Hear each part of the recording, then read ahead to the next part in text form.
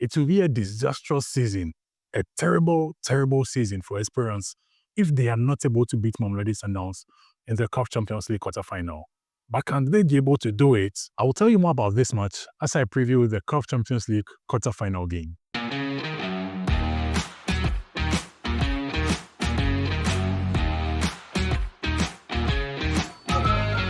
I don't know what I'm doing.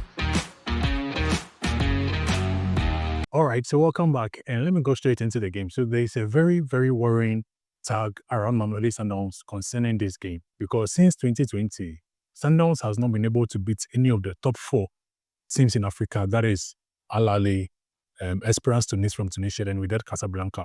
Have not been able to beat any of them in the knockout stages of the Champions League since 2020. So this game is a destiny-deciding game, whether they're going to continue as they have been doing or they'll finally change their destiny in this match. For the opponents, that is Esperance, this game is a season-defining game. Whether their season goes good or it goes terrible, the West, it is so dependent on just this one game.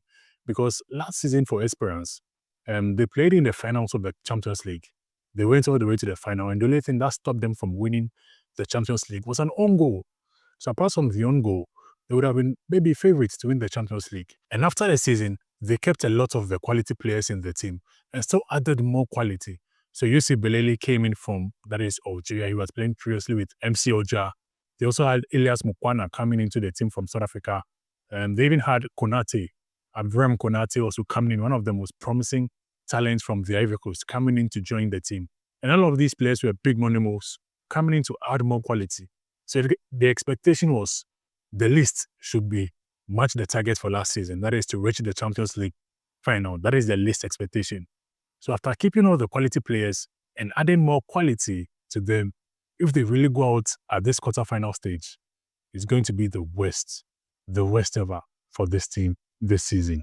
But one gray area to touch even before the game starts is how security will be and how security conscious, people should be attending the game, because I don't know yet whether there will be fans of Mamelodi Sundowns attending the game, but looking from what happened from the first leg, I think it will be okay to be cautious if you are. I'm sure at the stadium, there will be security enough to protect everybody at the stadium. But outside the stadium, when it gets into the fans, maybe some unscrupulous people, the normal people would be okay, but maybe some unscrupulous people will be wanting to get a revenge. So maybe if you're a Sundowns fan and you be in Tunisia, it will be advisable to maybe move with a group of people in groups and not be isolated, because you are literally exposing yourself to any unscrupulous person who will be wanting for revenge. But with that said, let's get straight into the game for both teams. So in the first leg, Esperance came with just one idea, one purpose. That was to shut down Mamelodi Sundowns, to stop them from winning the game, stop them from scoring in the game. And in the first half, it worked perfectly. Sundowns were unable to even create chances in that first half, and the plan was working to perfection. Even Esperance got a very good chance through a counter-attack. And that was the idea, that was the plan. Stop Sundowns, hit them on the counter break, and try and get something from those points. Everything, however, changed in the second half, and Sundowns got that sole goal, that one goal, which gives them the advantage going into the second leg. And going into this game, I think one man who proved to be very influential is this man, the coach of Mamelodi Sundowns, Miguel Cardozo. I don't know, but I see him to be one of the most tactical coaches on the African continent. He can map a strategy specifically for a game, and then it works to perfection. So he knows how to strategize and plan for games depending on how the opposition plays. And we saw that in the second half of the first leg. And maybe he can do the same in the second leg of this game. But let me get into the team news for Esperance, and they still have the absenteeism of, that is, Roger Holu, the man in midfield who was not available for the first leg. He's still not available, sell out. Yasin Maria still out for Esperance, so he won't be available. But then there was this guy, Rodrigo Rodriguez, who made a return in the first leg. He played 10 minutes of that first leg game, and it was the first game he was playing in 2025. So he got 10 minutes against Sundowns, and I think that was good enough for him to sort of warming himself back into the game. For Sundowns, they don't have any new major injuries. It looks like the team from the first league seem to be off it. Players like Mvala, Semba Zwane, I'm not sure they have the match fitness to play this game against Esperance. So they'll have to do with the team which went in for the first leg game. So in this game, I think Esperance are desperate because they have to win. Their season is going to be disastrous. And the only way they can avoid that is that they have to win. So I think they are very desperate at this point. They don't really have a lot to protect. So I'm assuming that the starting lineup of the team reflects an attacking minded team. In the first leg, they got about only 18% of possession. I'm sure it's going to be very different in the second leg game. So I'm looking at a player like Hosam Teka to come into the game to play, to start the second leg game. He is much more creative and also attacking minded. So I'm looking at him starting this game. That's Hosam Teka. Also, possibly Rodrigo Rodriguez, despite him being just new, playing only 10 minutes in 2025. I don't think they have many options in terms of a quality trusted striker who can give them that options that Rodrigo gives them. So I think I'm anticipating he also starts this game for that is Esperance. So as I said, Esperance will be much more desperate in this game, and I'm sure they'll be a lot more aggressive.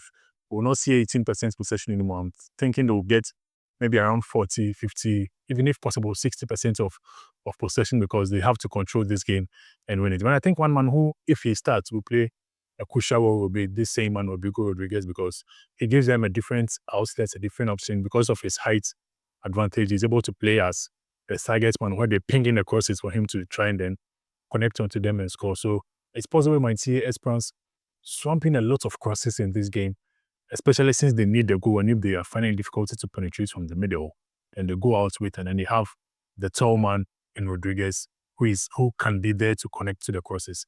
But also one area I think will be very effective is being the man who holds onto the ball. So he has other players around him. They can be Yusuf Beleli playing around him. They can be Hosam Teka, who maybe can be pushed a little bit advanced ball to play just behind. That is Rodriguez. They can also be Elias Mokwena to just linger around him. So all of these players could linger around. That is Rodriguez. He holds onto the ball, then he plays in these players who are a lot more creative, a lot more useful with the ball on their feet. And then they try and then win through. Even the answers is available for such a role. So a lot of players could sort of be interchanging to play behind the striker to sort of hold on to the ball when he plays them through for them to get their chances to score. So I think Rodrigo will most likely get a start in this game, despite being newly from injury and playing only 10 minutes in the whole of 2025. For Sundowns in the first leg, we saw them have 84% of possession.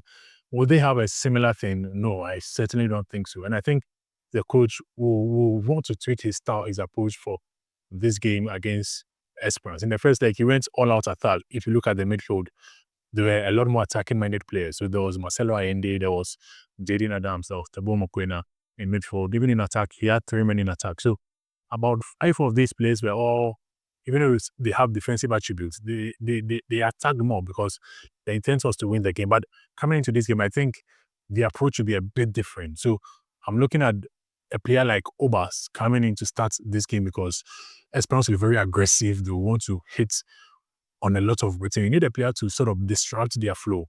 And who does it better than Obas in the Sundowns team? So I'm looking at Obas starting this game. So maybe coming ahead of one of the midfielders for that is Mamelodi Sundowns. So if I was the coach of Sundowns, how will I approach this game? And tell me if my approach is an excellent bit or it's sounding like I'm a plumber with the approach I'm giving. So I think going into this game, Esperance will come in all guns blazing. So if I'm the coach, Sundowns do have the quality to play, but I think if they go all out to play against Esperance, it's going to be a chaotic game and there will be the need to control the game. So I'm looking at a player like Tabo Mokwena. He must start this game and then have a huge role to play in terms of playmaking and controlling the game.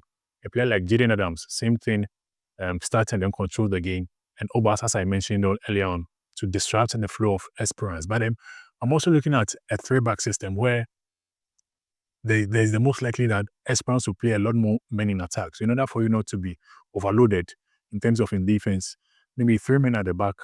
So sacrifice 1 man up front and then bring in a defender to play at the back. So 3 men at the back. Then there's Koliso Mudao, right wing, Divine Lunga, because it's a defensive game. You don't want to play Obre Modiba in such a game like this where Esperance will have a lot of aggression. So I'm thinking Divine Lunga will be much more fitted for this game. Then in midfield, you do have Jaden Adams, Tabo Mokwena, and then Obas, 3 men in midfield. Then Peter Salolele alongside that is Lucas Shobero Costa, the 2 men to do the magical points. And I think this formation gives you stability in defense. It also gives you a lot of men in midfield. And that's very important because the Sundowns must control this game.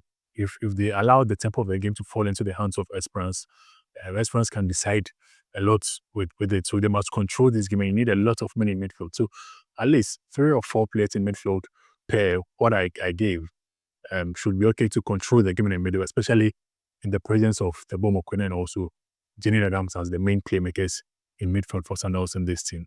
And then, of course, the two men who can do the magic up front, Lucas Ribeiro Costa and then Peter Shalulili. So my prediction for this game, Esperance will need to score at least two goals, in order to advance automatically. And if you've watched my videos, I've told you a couple of times that the coach this man in 2025, none of his teams he has coached has scored more than one goal in any of the games he has played.